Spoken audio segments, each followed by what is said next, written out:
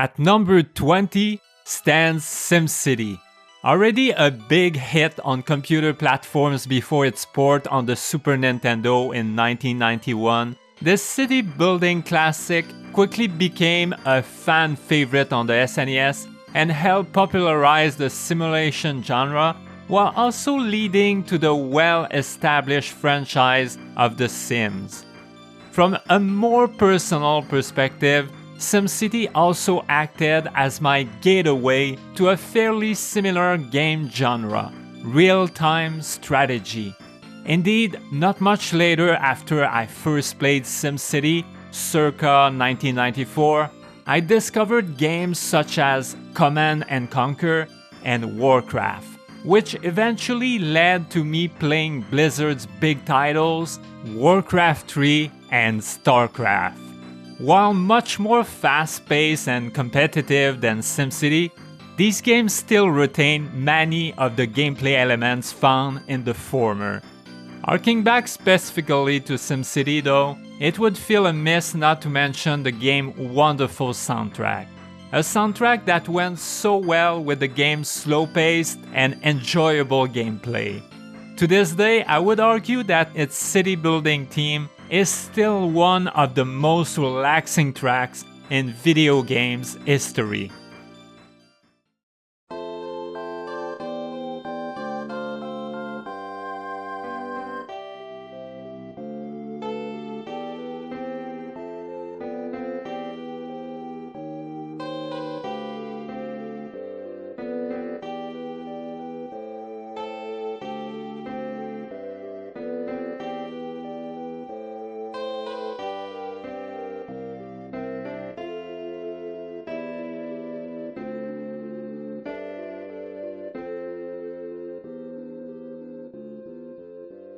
Also of note were the amusing nods to Nintendo flagship characters, such as when a gigantic Bowser would invade your city to wreak havoc upon it, or when the player was awarded with a Mario statue for reaching 500,000 residents. As a whole, SimCity fascinated me for a long time and thus fully deserves to be on my list. At number 19, we have Super Punch-Out! As the sequel to the much acclaimed Punch-Out and its improved version, Mike Tyson's Punch-Out!, this game had big shoes to fill. Nevertheless, it successfully brought back Little Mac and all the entertainment one could find in beating up hilarious caricaturesque boxers one after the other. The emphasis of the gameplay was still put on figuring out the weaknesses of each boxer. Some of these opponents were actually quite challenging to defeat for a first or second time player. Also, there was now a time attack mode for those players who wanted to prove to their friends that they knew how to quickly defeat every boxer. I remember being particularly proud of some of my clear times. On the graphical side of things, the visuals of the game were gorgeous, highlighting the previously mentioned color palette of the SNES. There was also the added transparent look given to the main character, which helped conveying a behind-the-back perspective. Although I believe I still prefer its predecessor, if only because of nostalgia I guess, Super Punch-Out! Gave my friends and I dozens of hours of entertainment, and for that reason, it deserves this spot on my list. Next, at number 18, we have Super Bomberman. Who would have thought that a game about cute little characters who love to drop bombs everywhere would be so successful? Certainly not me. I remember quite clearly the moment I first laid my eyes on the game, which was in such a gigantic box that it left me in awe. However, Super Bomberman had more for itself than the size of its box. Its single-player mode was engaging and fun, featuring interesting puzzles and challenging enemies. The main goals of each stage were to destroy all of the enemies on the screen and to find a portal that would transport you to the next level. This would eventually lead to a boss fight in each world where the player had to blow bombs on a particular baddie who himself eventually blew up. With that being said, Hudson's Super Bomberman is most well known for its amazing multiplayer mode. In this intense mode, which allowed up to 4 players to play thanks to the Super Multitap peripheral, each person would attempt to blow up their adversaries by kicking and throwing bombs at them while trying not to accidentally kill themselves in the process, which, to be honest, would happen to me all the time. Adding to the intensity of the gameplay was the eventual transformation of each multiplayer level, which usually meant that the stage shrunk more and more in size, up to a point where the remaining players barely had any space to bomb each other. This incredible gaming mode would pave the way for the 4-player extravaganza craze that would hit the gaming scene later down the road on the N64 with games such as GoldenEye, Mario Party, and Diddy Kong Racing. Lest I forget, the game also had a very good soundtrack that is still pleasing to listen to today. The multiplayer battle theme being, without a doubt, the best example of this.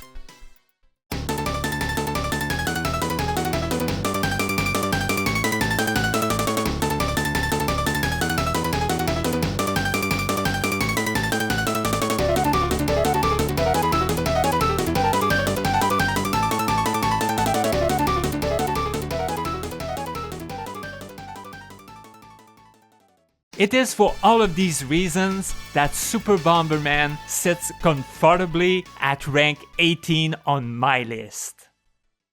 Moving on to number 17, we have one of the best known and most influential fighting games of all time, Street Fighter II. The game that eventually led to the gigantic brand that we know today stunned gamers when it was first released on arcade systems in 1991. Following its original port to the Super Nintendo in 1992, Street Fighter II: The World Warrior, came a variety of different versions that added gameplay tweaks, graphical upgrades, and/or new characters. Even today, fans argue about which one was better. The overall consensus usually favors the speedy Street Fighter II Turbo. Personally though, I remember enjoying Super Street Fighter II: The New Challengers the most. The opening of that game with the animated Ryu was awesome and has been parodied on so many occasions. The music quality was also a notch above the previous versions. And the gameplay was really good, although I have to point out that many fans do prefer the increased speediness found in the aforementioned Turbo. For my part though, I did not mind the regular speed, as I felt it was less chaotic and led to more careful planning when it came to the choice of your moves. This version also introduced 4 new characters, including one of my favorite fighting game characters of all time, Cammy White, the Killer Bee. Along with DJ, T-Hawk, and Fei Long, she joined iconic video game characters such as Guile, Chun-Li, Ken, and Ryu. While the game had a fun yet challenging single-player story mode, its apex was, without a doubt, its 2-player versus mode. Nothing felt better than taking turns with your friends at fighting each other in the hope of going on a winning streak, all the while slowly mastering the controls of your favorite character. This process always stood out to me as the main draw of fighting games. Now, some might be surprised to see that such an influential game did not rank higher on my list. But the reason for that is simply that my passion for the fighting genre in general has never been as strong as for other types of games. Yet, despite that, Super Street Fighter 2 made my final list, which I believe is a testament to the impact it nonetheless had on me. Shoryuken! Next on the list at number 16 is Star Fox. The first game on the SNES to use three-dimensional graphics thanks to the capabilities of the Super FX coprocessor. This rail shooter amazed players in 1993 when it landed on the Nintendo console.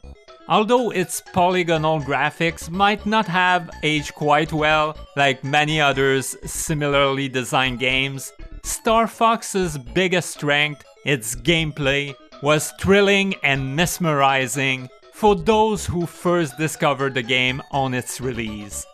Booting up the game, the player was put in the shoes, or rather in the R-wing, of Fox McCloud, who, along with his now famous array of friends, Falco, Sleepy, and Peppy, had to go on a trip through the Lilat solar system to defeat evil antagonist Andros. Each stage would thus take place either on a planet or in a sector of the solar system. Along with its stimulating gameplay, reminiscent of older two-dimensional shoot-'em-up side-scrollers, Star Fox personally appealed to me because of its stunning soundtrack. Yes, I know, the music again, just get used to it, guys. Anyhow, the combination of the gameplay, the music, and the endearing characters was simply perfect for me. I remember not being a big fan of sci-fi at the time, yet I fell in love with this franchise for a good while after that. Praise be to Shigeru Miyamoto. Comfortably sitting at number 15 is Mortal Kombat 2. In 1994, after a good run across various arcade platforms around the world, the sequel to the controversial Mortal Kombat was finally coming to consoles, and I simply could not wait to get my hands on it. I remember quite clearly how I bothered my parents on release day so that they would drive me to literally every store in town until I found an available copy of MK2, which I did eventually get. Thanks, Mom. Building on the previous installment, MK2, which many consider to be the zenith of the series, brought with it a bigger cast of characters, a ton more abilities and fatalities, and even brand new finishers, babalities, and friendships.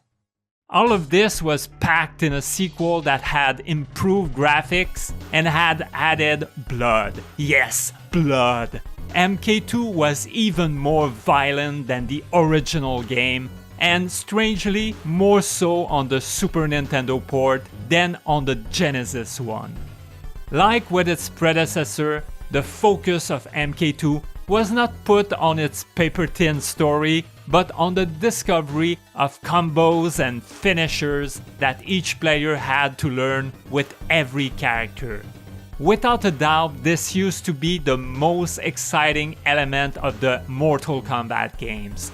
Without an easy access to guides or online help, players had to figure out the various button inputs required to use these various abilities. The pleasure of discovering a fatality with Scorpion while playing against a friend was just incredible. This, along with the more mature aspect of the game, created a mystical aura around the game, which is very hard to replicate with games today. Mainly because of this, Mortal Kombat 2 ranks higher than Street Fighter 2 for me, despite the latter having been an objectively better fighting game when it came to balance, controls, and overall fight mechanics. Simply put, the aesthetic of the Mortal Kombat series has always been more attractive to me, which probably explains why even today I still buy and play new Mortal Kombat titles. Mortal Kombat! Let's now move on to number 14. Deserving of this spot is Super Mario All-Stars. Although today remasters and remakes are all the rage, when this classic compilation of the NES Super Mario Bros. Games came out, it was a huge deal for all gamers around the world. Now, while today I would tend to say that I prefer the original versions of the Mario games on the NES, back then their remastered versions felt fresh and better. Each game had been enhanced thanks to the superior capabilities of the SNES console, which meant that graphics, sounds, and music had been improved. However, the most important change, in my opinion, was the new save feature. This addition was a godsend for us kids at the time, as it allowed us to close our SNES and come back at any time to finish any of these difficult platformers. Nowadays, this feature seems like a no-brainer for a Mario game, but back then it was revolutionary. Another major addition in this collection was a true sequel to the original Super Mario Bros. Yes, for those who don't know, the North American version of Super Mario Bros. 2 had been a reskin copy of another Japanese game called Doki Doki Panic. The real SMB2, which was eventually named Super Mario Bros. The Lost Levels, was quite similar to the first Mario title, gameplay-wise and look-wise. The reason for it never being released in North America until All-Stars was that it would have been too difficult for North American kids. Wow, talk about having little faith in us. Anyhow, The Lost Levels was thus literally a brand new Mario game for us, which I personally took great pleasure in playing through. Super Mario All-Stars then was a must-have for all Super Nintendo owners. Filled with 4 games that had enormous replayability potential, it was content-heavy Mario goodness and was well worth its price and its spot on my list. At number 13, we have Super Mario World 2 Yoshi's Island. Released in 1995, the sequel to the console launching Super Mario World shifted the focus from Mario to Yoshi for the first time. With this shift in protagonist came an obvious change in gameplay, as you now had access to Yoshi's arsenal of moves. Among those, my favorites were the Flutter Kick and the Egg Throw, both a ton of fun to play with and to master. Equipped with those skills, Yoshi was sent on a quest to bring back Baby Mario to his brother Luigi. Yes, you heard it right. Super Mario World 2 was literally a very long escort mission. One filled with the irritating cries of Baby Mario, which admittedly no one liked very much. On his way to Luigi and Bowser, Yoshi traveled a stunning and beautiful pastel-colored world, which was divided into 55 stages. Thanks to the possibilities brought about by Yoshi's abilities, Takashi Tezuka's and his team were able to create brand new level designs that contrasted with what players had been used to in previous Mario platformers. I particularly enjoy the multiple ingenious puzzles scattered throughout the game, as well as the unique power-ups such as the skis and the mold tank. The game also benefited from the Super FX graphics chip, similarly to Star Fox, as it allowed for some 3D elements and very detailed sprites. Combined with the gorgeous animation and the aforementioned pastel-colored appearance, this made Super Mario World 2 one of the best-looking games on the platform. For number 12, I chose Secret of Mana, which was also known at the time as Seiken Densetsu 2 in Japan. The sequel to the first Seiken Densetsu, this great action RPG came out during a time when most role-playing games were solely turn-based. Taking place in a high fantasy world, the story followed the adventures of three curious characters who were attempting to stop an evil empire from conquering the world. The narrative was definitely not reinventing anything, but the gameplay was wonderful. To begin with, the game allowed for 2 or 3 players to play together, which was a never-before-seen feature in RPGs at the time. I clearly remember spending many evenings going through the game with my brother, an experience not replicated by any other role-playing game until much later. Another great feature of the game was its ring command system, which allowed players to pause the game at any moment to change weapons, use items, cast spells, and so on. This was particularly helpful during combat, considering the real-time aspect of the game. Speaking of combat, the battle system was a lot of fun, as good timing was required on your attacks to do maximum damage. There was a great sense of rhythm to your swings. The game also benefited from its open world, which felt less linear than the typical RPG of that era. I recall exploring on foot quite a lot until I gained access to the imaginative forms of fast travel given to us by the game designers. On the one hand, you had the dragon Flammy, who would allow you to fly around the world, and on the other hand, you had the giant cannons that literally shot your party up in the sky so that you would eventually land back elsewhere. It was a blast, no pun intended.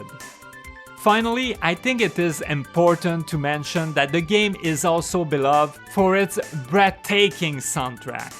Composed by Hiroki Kikuta, it has some incredibly haunting musical pieces such as Phantom and a Rose and Leave Time for Love.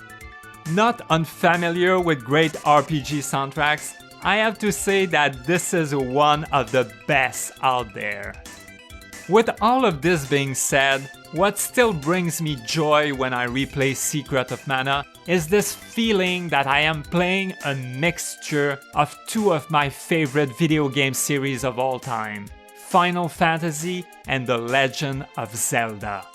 Although, in my opinion, it did not reach the highs of either, Koichi Ishii's masterwork successfully combined elements of both and is thus well deserving of this position on my list. Next on the list at number 11 is Konami's Teenage Mutant Ninja Turtles 4: Turtles in Time.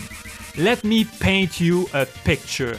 Wherein 1991, the TMNT franchise is all the rage for kids, including yours truly of course, a feature film has been released a year before, bringing with it a legion of TMNT toys and apparels. A majority of kids have played all 3 TMNT games on the NES. Then suddenly, a stunning TMNT title is released in all its glory on arcade machines. All of us rejoice, standing in line to get a shot at kicking ass with our favorite turtle. What a time that was. A year later, the game was finally ported to the SNES under the name TMNT 4: Turtles in Time. Despite losing a bit of graphical fidelity in the process, the port was remarkable. It kept the amazing soundtrack, the smooth controls, and the extremely colorful backdrops and sprites. Most importantly though, it retained what made the arcade version so popular, the exciting co-op beat-em-up action. Speaking of which, what made TMNT 4 stand out for me was that unlike most other beat-em-ups, it rarely ever became a dull affair. To explain this, one can think of the variety of special attacks that the turtles could use, like smacking enemies on the ground or throwing them at the screen. It also benefited from the aforementioned soundtrack, which contains some of the best music in literally video games history. Finally, it also had a pretty large number of stages to go through, each of them quite unique in their aesthetic. Combining all of this with the 4 selectable turtles, the different game difficulties, and the extra time trial and versus game modes made TMNT 4 a top-tier contender for best beat-em-up at the time, and in my opinion, even today. At number 10 sits Donkey Kong Country 3, Dixie Kong's Double Trouble. Released in November 1996, 2 months after the Nintendo 64 came out, the final part in the Donkey Kong Country trilogy was sadly overlooked by many gamers. Luckily, this was not the case for me, as I played the hell out of the game on its release. At the time, like many others, I was looking forward to the N64 and did not really expect a big title to drop on the SNES. Therefore, I remember clearly how surprised I was when I noticed DKC3's game box at my favorite renting store. I did not hesitate very long though, and I rented it as I had loved the previous 2 Donkey Kong Country titles to bits. Back home, it took exactly 10 minutes for me to know that this was another pearl by Rare. Just like its predecessors, DKC3 had amazing visuals. The pre-rendered 3D graphics that the original title had popularized were still stunning. More so, the game had clearly benefited from more time spent by the designers on its 48 levels spread across 8 distinct worlds. The music composed by David Wise and Evelyn Fisher was also very good, although one could argue that DKC3's soundtrack was lesser than its 2 predecessors. With that said, the gameplay was definitely what caught my attention the most. Back where the fast-paced platforming, the multitude of secrets, the animal companions, and the intriguing puzzles, all of which had made the series such a fan favorite. But wait, DKC3 also came with brand new gameplay features. There were the bird caves that played like memory games, the brother bears who had players trade or buy items to progress further in the story, and the various modes of transportation that allowed you to explore the newly interactive world map. All of these new elements were appreciated by the majority of players, yet one new addition left most of us frustrated with the game: Kiddy Kong. Coming in to replace Diddy alongside Dixie in her quest to save Donkey Kong, Kiddy was universally hated. Sluggish and uncharismatic, this new Kong was a blemish on an otherwise very good platformer. I personally rarely use Kiddy unless I was forced to complete a puzzle with him. Dixie was simply so far ahead in terms of utility and style. However, despite this disappointing new character, DKC3 possessed way too many positives for me not to consider it one of the best on the SNES. I just wish more people had been able to play and enjoy this one back in 1996. Next on my list at number 9 is Final Fantasy VI. Arguably the most beloved Final Fantasy game before 7 came out, Final Fantasy VI, also known as Final Fantasy III for us North Americans, was a grand tale of epic proportions built around a stunning array of 14 main playable characters and a memorable villain. A departure from the worlds of the first 5 Final Fantasy titles, Final Fantasy VI's world was a fascinating mix between fantasy and steampunk. This meant the game had characters using mechs, bombs, various firearms, and other futuristic weapons, while retaining common fantastical elements such as magic, otherworldly creatures, and godlike entities. Unsurprisingly, this shift in style paved the way for the industrial and sci-fi world of Final Fantasy VII. On my original playthrough, what struck me the most about FF6 was its characters and its soundtrack. After the seriously weak characters of the early Final Fantasy games, minus the fourth one which I had not played at the time, it was amazing for me to finally see some character depth being given to the main cast of a Final Fantasy RPG. Each member of the team had a story, although some of them obviously had a more complex one than others. I especially enjoyed the redemption arcs of Celeste and Locke, two of my favorite characters in the game. Also, how could I forget to mention the playable Moogle character named Mug? Isn't that priceless? Kupo! As for Nobuo Uematsu's music, what can I say? He was and always will be a musical genius. I love you, man.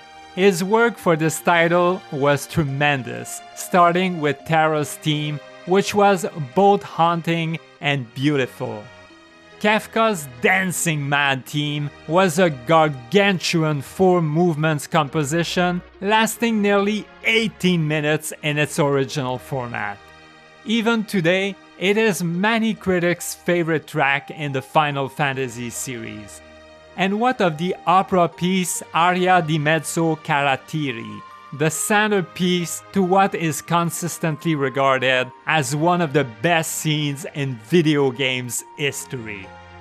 I could go on and on about what makes this Final Fantasy's entry great, but we must move on. We're now up to number 8 on this list. Worthy of this spot is the original Donkey Kong Country. In 1993, most gamers had heard about the upcoming Sony PlayStation and its promise of revolutionary 3D graphics. As a result, Nintendo had been desperately looking for a way to keep the eyes of the gaming world on them. In the end, they found their savior in a promising gaming studio called Rare. Impressed by Rare's advancements in 3D graphics, Nintendo bought a stake in the company and gave them full access to their already large catalog of characters.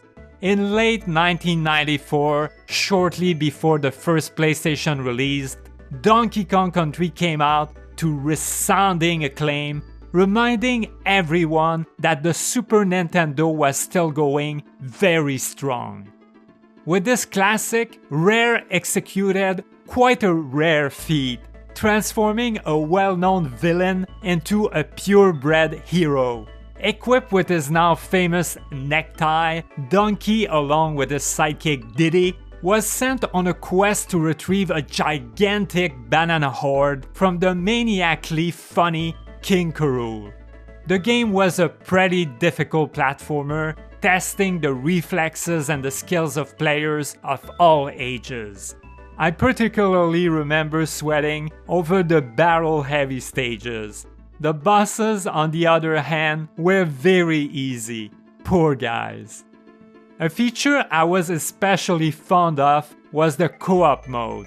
The cooperative setting was a ton of fun to play with my brother as we sought to help each other find all the secret stages in the game. The competitive setting, meanwhile, was exciting to play with many of my friends as we attempted to reach the end of the game first for bragging rights. However, what stood out the most for me on my first playthrough was the great atmosphere of the game. I really believe that this was created thanks to the combination of the almost lifelike pre-rendered backdrops of the stages, and the haunting yet beautiful soundtrack composed by David Wise. I was especially taken aback by the water levels, which I usually hated in other games. All of that to say that Donkey Kong Country was a wonderful experience for me. Little did I know that not long after, I would be able to return to this brilliant world again. Surprisingly for some, I bet, I have the atypical JRPG Earthbound at number 7. Originally titled Mother 2, this game was relatively obscure for a while outside of Japan. Its questionable marketing in the Western world, it stinks, and its odd modern setting can probably explain this.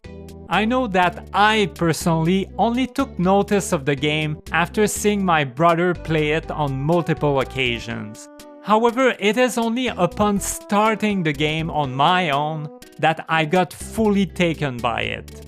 To begin with, the most striking element of the game was without a doubt the aforementioned present-day setting. I was so used to the conventional fantasy worlds of JRPGs that this departure left me puzzled. Yet the setting was strangely engaging. Here you had this regular young boy named Ness who woke up from his bed one night only to get thrown into a crazy story involving prophetic bees, space aliens, time travel, and a lot of American fast food. The world was familiar, yet just wild as hell. The developers of the game obviously had wanted their baby to be an oddball. On their way to saving the world from Gigas, Ness and his friends fought all sorts of nonsensical enemies, like ropes, road signs, masses of puke, clocks, and so on. Many of the characters themselves were goofy, starting with Ness's absentee father. The soundtrack's composers, 4 of them, took inspiration from many different genres of music. Even the Blues Brothers had a big cameo in the game under the guise of the jazzy Runaway Five.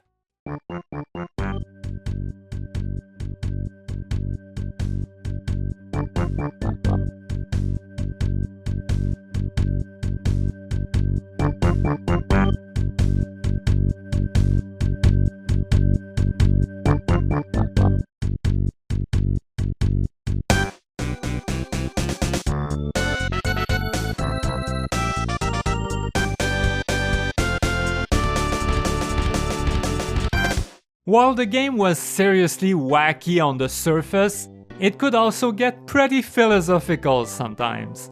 The story was not afraid to explore themes of abandonment, loss of innocence, and self-fulfillment. This, combined with the darker moments in the game, made Earthbound a more mature experience on the whole. Although I did not pick up on all of this as a kid, it is definitely something I noted over my subsequent playthroughs of the game. Nowadays, Earthbound has become a cult classic, a distinguishable pearl in anyone's JRPG's repertoire. It is highly sought after in second-hand markets, actually selling upward of $300 or $400. Its style and humor have inspired various knockoffs like Undertale.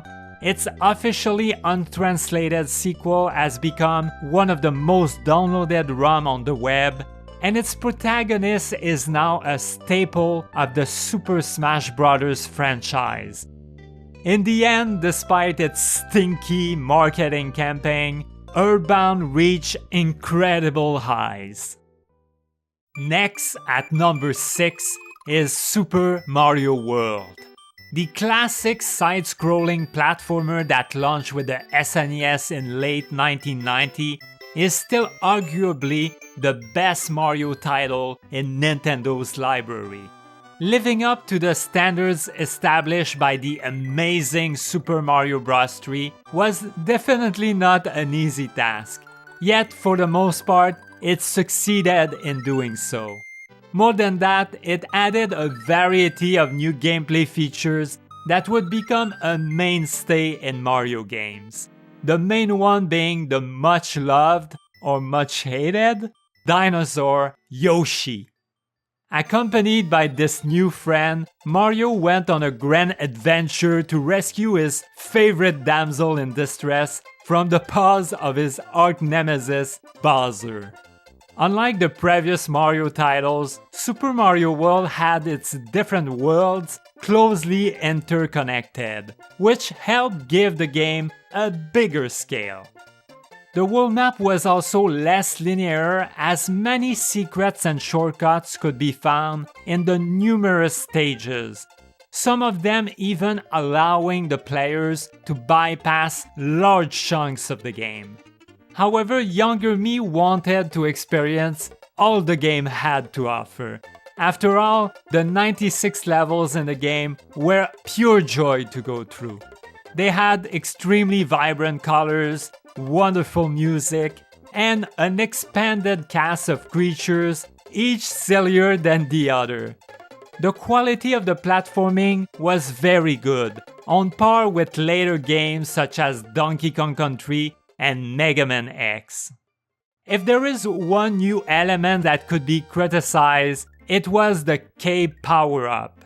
A brand new addition to the Mario series, the cape was fun, but in my opinion, it made a lot of stages way too easy. This is the main reason why I tend to think that Super Mario Bros. 3 had more balance and challenging gameplay. Nevertheless, Super Mario World was a coup de force by Nintendo. In fact, in history, it stands as the best-selling title on the SNES with over 20 million copies sold worldwide. It was even adapted into a cartoon TV show, one that I was mesmerized by as a kid. Today, whenever a friend asks me which Mario game to play first, I always point them toward this one. I believe it to be the best entry into the Mario franchise.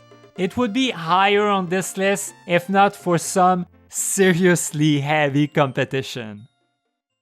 Well, we have finally reached the top 5. And at number 5 sits Super Mario Kart, the game that I probably played the most on the SNES. Seriously, I must have put hundreds of hours into this game, both with my friends and by myself. The game was a revelation for me and for a lot of other kids when it came out in 1992. I had never really been into racing games before, but the cross between the Mario universe and go-karts was uniquely attractive. Unlike the other Mario Kart titles that followed it, the SNES version was much more focused on racing than strategic item play. The players had less items to choose from, and most of the available items were not overly strong. This meant that winning races had a lot more to do with driving skills and knowledge of the tracks than random luck. This was especially the case in the 150cc championship mode, where finishing first was often quite a feat. I remember trying the 150cc Special Cup hundreds of times, getting to a point where I could literally visualize the tracks with my eyes closed. Damn, it was something. Aside from the championship mode, Super Mario Kart also introduced the famed Battle Mode. Although it could solely be played by 2 players at the time, it was still incredibly addicting. My friends and I would constantly take turns at trying to catch each other with a Koopa shell. Those balloons had to pop. The game also had a time trial mode, which was an interesting way to constantly challenge yourself to do better on a race. But it also served as a way to compete with people around the world. I remember repeatedly reading about the fastest times achieved by various people in Nintendo Power magazines. almost like it was the inception of speedrunning in gaming. The legacy of Super Mario Kart is massive nowadays, as it kickstarted a video game series that has become the best-selling franchise for Nintendo. The game also proved to the Japanese company that Mario could be successful in non-platforming titles.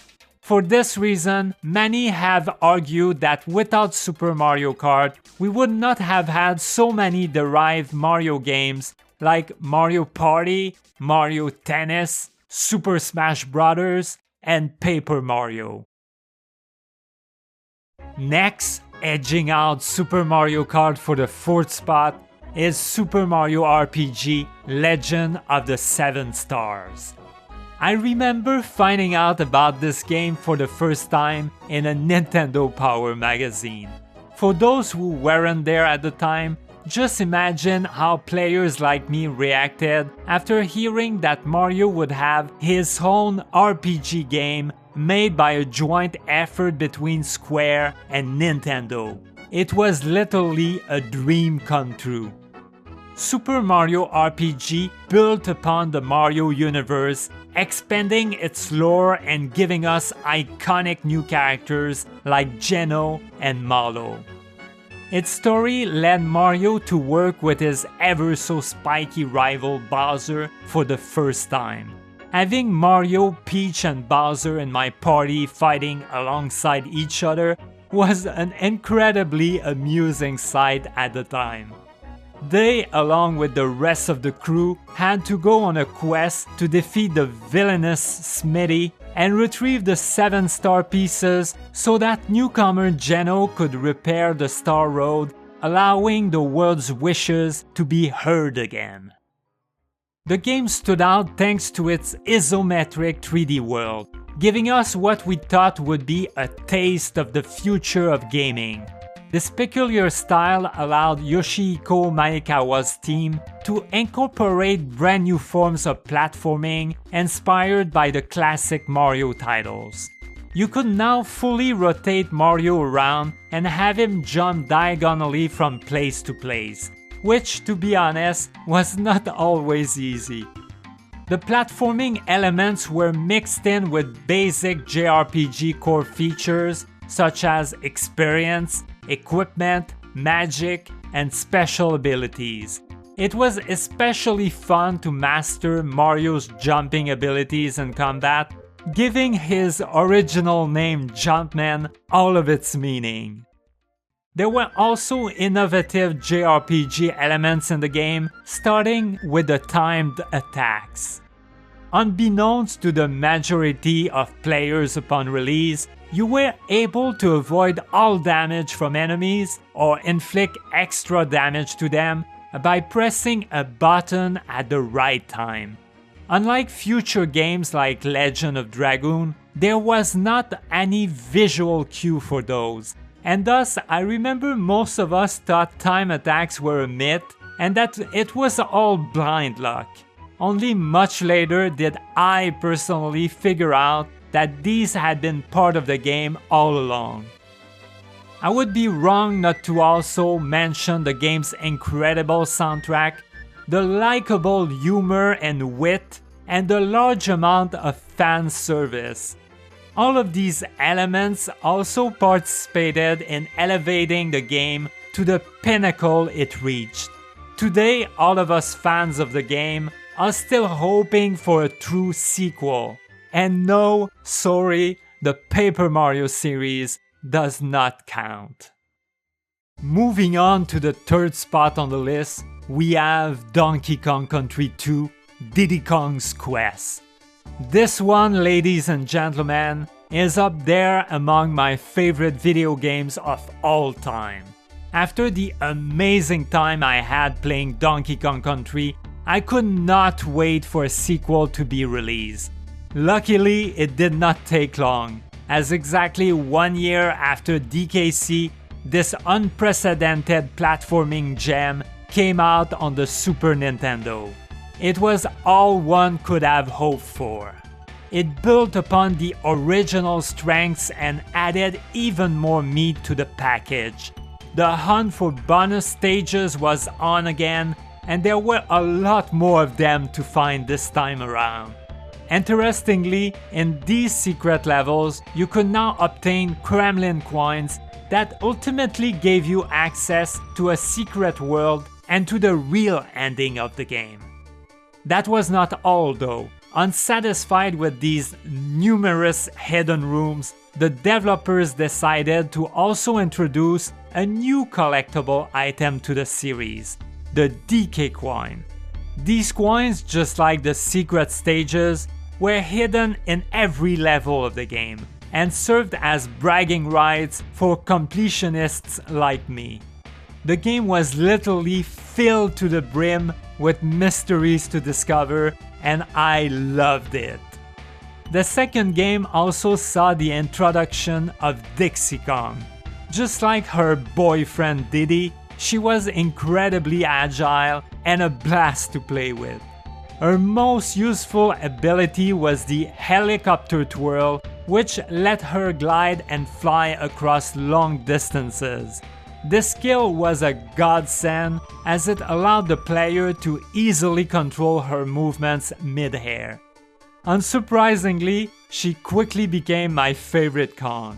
Getting through most of the 52 levels in the game was just much easier with her. Speaking of levels, the design for them had improved quite a bit from the original. The pre-rendered 3D imagery was still the same, but there was a lot more variety. The water levels were still gorgeous, but my favorites were the bramble stages that incidentally also had the best music in the game.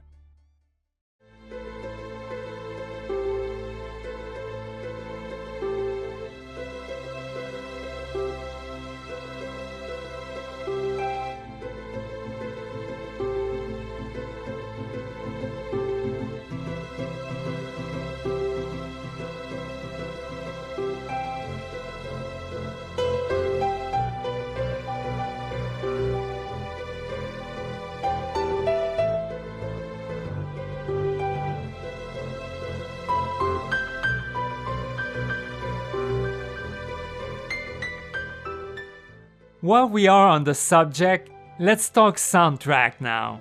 What can be said about this one? I have often argued with friends in the past that this might be the best video game OST out there. There were nearly zero bad musical tracks in the game. Even the little jingles playing when a Kong completed a stage were great. For me, this is David Wise's best work. He crafted unforgettable pieces like Sticker Brush Symphony, Haunted Chase, Lockjaw Saga, and Hothead Bop, all of which have been remixed over and over by fans, by composers, and by rappers. I even heard the soundtrack of the game played on the radio before. You must have realized by this point in the video that music was always quite important for me in video games. Well, in none of them was music as significant for me than in Donkey Kong Country 2. I could go on forever about this game, but alas, we must move on. We have almost reached the first spot on my list. But wait! The game sitting at number 2 is nearly as good as number 1. The game I am talking about is Chrono Trigger, the crown jewel of old school JRPGs. Released in 1995, Chrono Trigger is often considered one of the best video games of all time. It tops many best of lists online and remains extremely important for so many gamers, including yours truly. The team at the head of this project was nothing short of amazing. Among them, the creator of the Final Fantasy series, Hironobu Sakaguchi, the creator of the Dragon Quest series, Yuji Horii, the widely acclaimed composer Nobuo Uematsu, and even the beloved Akira Toriyama, rest in peace, of Dragon Ball fame. Along with many other high-profile figures from Square and Enix, they created what is probably the best Japanese role-playing game of all time. Personally, I was not entirely familiar with the genre until I got my hands on Chrono Trigger. However, from the moment I saw the intro sequence with Chrono's musical theme playing in the background, I knew I was in for a spectacular time. The story, which followed young Chrono and his friends on their quest through time to prevent a global disaster, was penned masterfully by Masato Kato. It had the usual JRPG story's epic tones, but more than that, it was built around an ensemble of characters that were both funny and lovable. Choosing to go beyond the JRPG norms of the times, the developers introduced the concept of meaningful side quests that deepened many of the main characters' personality and made them more relatable for the player. They also came up with the revolutionary idea of giving multiple endings to the game. Both of these features were wonderfully implemented, inspiring many gaming studios to do the same thereafter. The art and the music were also incredibly wonderful. The various sprites of the characters and creatures stood out as some of the most visually pleasing during that era. And the animations and the backdrops were stunning. Even today, Chrono Trigger's art style looks great, unlike many other games that have not aged well at all. As for the glorious soundtrack, it was a concerted effort between Yasunori Mitsuda and Mr. Uematsu. I do not think a better soundtrack for JRPG exists out there right now. It had everything from tense, blood-pumping battle themes to somber and melancholic melodies. In my opinion, this OST is probably one of the few that can rival with the one from Donkey Kong Country 2. I still listen to it today. A last element of the game that deserves high praise is the battle system. A cross between Final Fantasy and Dragon Quest, it was intuitive yet inventive. I especially enjoyed the double and triple techniques multiple characters could use when teamed together. It helped create even more of a bond between the player and the main characters.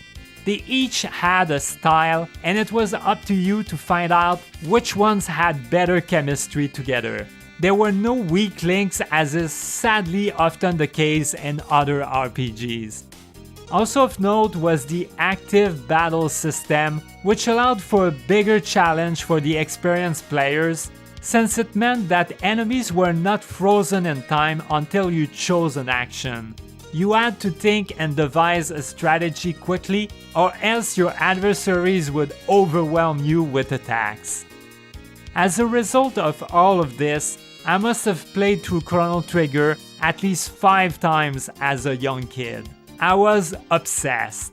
And yes, it is this game that really kickstarted my love for JRPGs, a love that grew even more during the PS1 era. But that is a story for another time. Now I must move on to the final game on my list. What could it be? What game could be above Chrono Trigger? Cue in the music. The Legend of Zelda: A Link to the Past. Yes, what else could it be? Well deserving of my number 1 spot, ALTTP is, even today, my favorite video game of all time. In that, I believe I am not alone. I have seen countless individuals put this game up there too. So I guess all that is left is for me to explain why, specifically, this game stands at the top of my list. Well, let's begin with some context. It is 1992. I have recently received a Super Nintendo as a Christmas gift. I mostly play Super Mario World and Super Mario All-Stars, and occasionally rent a few games, but I have yet to be completely blown away by a game.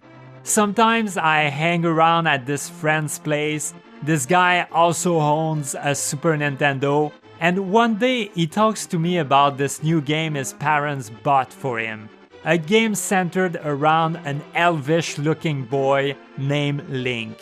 Interestingly enough, the next time I go to the video store in our town, I find The Legend of Zelda: A Link to the Past on the shelf. For a second, I do not even realize that it is the game my friend told me about. It is called The Legend of Zelda, not of Link. Yes, not the first person nor the last to get confused by that. Nevertheless, I decide to rent the game, and back at home, I start playing it and instantly fall in love with it. Just like Chrono Trigger a few years down the road, ALTTP felt so magical for the young kid I was then. The game opening montage had that mystical and larger-than-life feel to it. I had simply never seen anything like it in a video game before. After entering my name and creating my save file, I plunged right into this fantastic story. The opening scene with Link's uncle, Zelda's telepathic message, the music, the rain, wow! Even today when I play the game for the 100th time, I can still remember how it felt the first time. There really hasn't been many games over the years that have so positively succeeded in pulling me into their universe and story like ALTTP did with that opening sequence. From there on, the game only got better and better. There was a great sense of open-endedness to the story that helped push the player toward exploration before completion. The world of Hyrule was huge for the time, and you could spend hours exploring all of its nooks and crannies. Cutting every bush and lifting every rock you could see was an art form. The scope of the world was only aggrandized once you reached the Dark World. Then you realized just how gigantic the game was. Yes, like many others, I thought Aghanim was the final boss. I had just beaten 4 dungeons, right? Why wouldn't it be the final boss? But no, the game had only begun. Speaking of dungeons, this game had the best ones in the series, in my opinion. They were filled with appropriately challenging puzzles, enemies, and bosses that became more and more difficult as you progressed through the game. I remember exactly how I felt each time I finally figured out one dungeon and got to its boss. It brought about such a sense of accomplishment. Nothing to do with the often empty feeling associated with completing quests in so many open world games nowadays. Looking back at it today, I think the most striking feature in the game was its parallel worlds. This concept was used many times over in later Zelda games, as well as in other series, but at the time this was mind-blowing. To think that you could swiftly go from one dimension to the other with the simple use of an item was something else. Although this was not literally the case, it gave you the feeling that the world map was twice as large as you originally thought. This feature was also intricately connected to the aforementioned secret-seeking part of the game. A lot of hidden rooms or caves were only reachable thanks to carefully placed teleportations of Link. Even the ending of the game was spectacular. After beating Ganon, finding the Triforce, and wishing for the world to be whole again, you got to see what happened to the multiple characters you had met throughout the game. This sequence culminated with Link putting back the Master Sword in the stone, giving the cue for the credits to start rolling. Even today, this gets my eyes a little cloudy. Now, some might say that this is a biased choice on my part, that I mostly love this game because of its nostalgic power. These people could be partly right. But then I would ask them the following questions. What is an amazing game if not one that changes the way you look at video games in general? What is an amazing game if not one that stays in your heart and mind for decades? That is the kind of game The Legend of Zelda: A Link to the Past is for me. No other video game has ever made me feel the way I felt when I first played it. I guess I could say that it is more than a video game for me. It is a giant part of my childhood, one that helped spark the fire of my imagination. For that reason, The Legend of Zelda: A Link to the Past easily deserves to be #1 on this list. Arigatou gozaimasu, Miyamoto-san. Now that you have heard me talk about my favorite SNES games of all time, it is your turn to speak up. I am interested to find out what your personal list would look like. So make sure you write it down in the comment section below. Furthermore, if you have enjoyed this video in any way, make sure to leave a like and subscribe. My journey on here has only begun, and I hope to bring you a lot more videos in the future. Until then, peace and game on!